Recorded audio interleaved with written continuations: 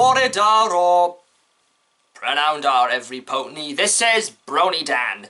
It's not original, but hey, you try coming up with reality these days.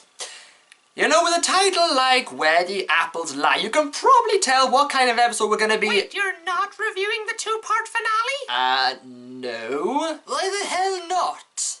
Well, because we've got 2 more episodes before. I'm not gonna be skipping them just for a clickbait review. But it's legally been aired in the UK, so there's no need to feel guilty. Yes, but there are some people out there who don't want to watch the episode before it airs in the US. And besides, I think this community is a bit more strong-willed than to just jump into an episode early before it airs, before its planned order, right? You haven't been a brony for very long, have you? Oh, fuck this. This is where the apples lie. Believe this. Shut up, wanker. We begin with Applejack and Big Macintosh trading their goods with Filthy Rich. And on behalf of Rich's Barnyard Bargains, thanks for another seasoned shipment of Zap Apple Jam. You know, I personally think that Filthy Rich is a very underrated character. I mean, you would think with him being a rich businessman, or business pony, that he'd be a typical snobbish and greedy arsehole, but he's actually much more considerate than that, as we'll see in this episode. And don't get me started on how he was in Legend of Everfree. That was a complete botch of a character. However, Applejack and Big Mac discover that Apple Bloom gave Rich their cider as opposed to the Zap Apple Jam. But that's not their biggest concern. She lied about it. Telling lies won't fix anything. Trust me, I know. What could you possibly know about it? You've never told a lie in your whole life. Ha ha ha ha! Bullshit! If we don't count being manipulated by Discord in the Season 2 opener, I can count at least 3 moments in the show where Applejack has lied, just off the top of my head. So Granny Smith tells a story of when Applejack and Big Mac were younger, they were always odds with each other for who could run the farm. Applejack because she has the better ideas, and Big Mac Ideas are all well and good, but you can't plow a field with them. was a very talkative little bugger, wasn't he? Hi there, Filthy Rich. Just Rich, please. And I'd like you to meet my fiancée, Spoiled Milk. Spoiled Milk?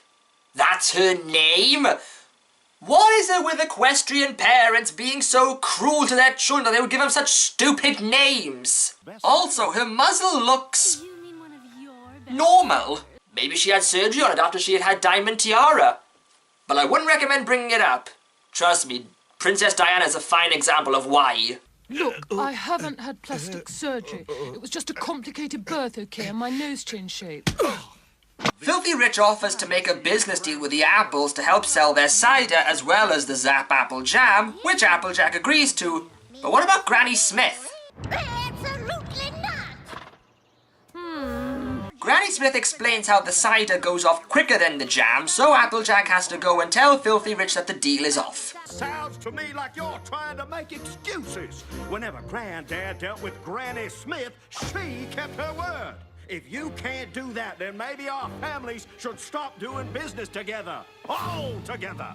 Okay, this is where I think Filthy Rich is out of order.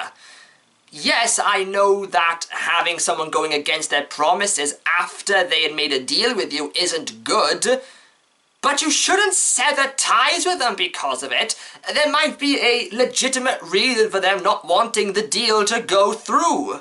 But he gets points back after he shows concern for Granny Smith after Applejack lies about her being sick, so that's why the deal can't go through.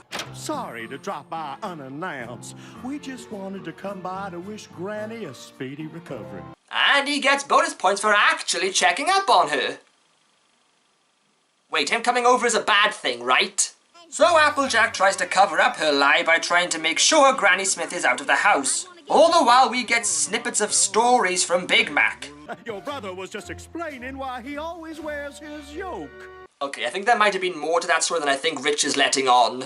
But as the day goes on, Applejack continues to lie in order to get rid of Filthy Rich and... Spoiled Milk. Still a stupid name. You just can't see Granny right now because she's got apple blight. I thought only trees got the blight. That is actually the big lie we've been hiding from you. Granny Smith is actually part tree. We're gonna have to hurry if we want to get there before visiting hours are over. Wait, get where? Why, the hospital, of course. I'm sure we'll see you there. Writers, you are seriously doing the rich businessman character wrong. He should now be filing for the closure of Sweet Apple Acres so that he can take over. There are some people who just need to take more writing classes. So Applejack now needs to lie to Granny Smith about apple blight infecting ponies in order to get her to the hospital. But Filthy Rich is already there. I'm glad we found you, because I can't seem to find Granny's room. Granny's room. Sure, just go down here, take a left, then a right, go down some stairs, up a bunch more stairs, through the cafeteria, left 3 more times, and then you're there. Who the fuck built this hospital? Paula Radcliffe? So the spiraling continues downward as Applejack has to convince Big Mac to pretend to be Granny Smith in order to fool Rich. Just lay down, keep still, and promise me you won't say anything for once in your life. Yep. His first yip! But even that gets complicated as Big Mac's gurney is taken to an operating theatre and nearly goes through fucking amputation, which finally causes Applejack to confess. I'm not sure if I was worried that no pony was listening to my ideas, or just nervous that I wouldn't be the one to end up running the farm, but I promised something to Filthy Rich that I couldn't deliver, and I was too embarrassed to admit it. And I thought if you found out, you'd stop doing business with the farm. So I just kept telling more.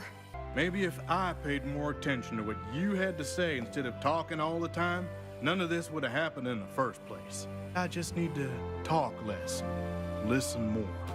And whether it's me running Sweet Apple Acres or you, I know it'll be in good hooves. Well, that's nice, but I don't know what in blazes you two were talking about. I ain't going anywhere anytime soon. But when I do go, I swear I'm taking the whole family and the farm with me! Well, this was certainly an enjoyable episode. I will admit I was a bit hesitant since it was a liar revealed type of story, but as it was set in the past, I can give it a pass since this does count as some character development for Applejack to become the pony we know in the series. We also get some insight into Big Mac's character as well, seeing how he became the silent figure of the show. And again, I can't ring enough praises for Filthy Rich. He's only had 2 prominent appearances and both were excellent. Overall, this really is a definitive highlight for Season 6. And before anyone asks, I kinda guessed they weren't going to show AJ's parents, so I'll just make up some theory of saying that they were off doing some apple shit during that particular day. Well, this is BronyDan saying, Nostar.